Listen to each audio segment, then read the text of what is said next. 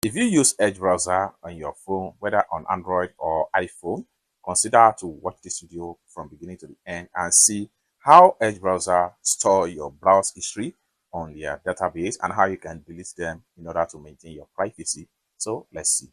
But before we dive into the tutorial, if you find this tutorial useful and you are very new to this channel, remember click on that subscribe, turn on the notification bell for more useful tutorial like this. So with that being said, let's get started. The very first thing you need to do is to simply go to your Edge browser icon. What you need to do here is to simply click and hold down, and then this is going to pump up. The next thing you need to do is to go to app info. Then it's going to take you right here. Next thing you need to do is to go to storage and cache.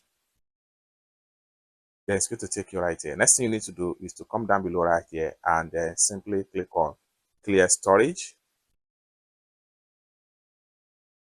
Then it's going to take you right here. Next thing you need to do is to click on manage. So here we go. This is all your browse history on the Edge browser.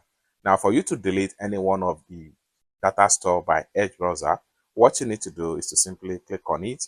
And when you click on any data, then when you click on any website, click on delete data and reset permission. Then come down below right here, click on delete and reset. That's simple as that. You can go on and remove or delete as many as possible website data from your Edge browser.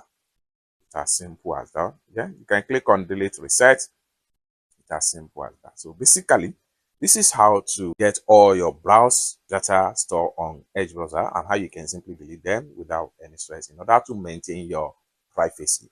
I hope you really got value for this video. If you find this video useful, give this video a big like, and also remember to subscribe to the channel, turn on the notification bell for more useful tutorial like this. Thank you so much for watching, and I hope to see you in my next video. Bye for now.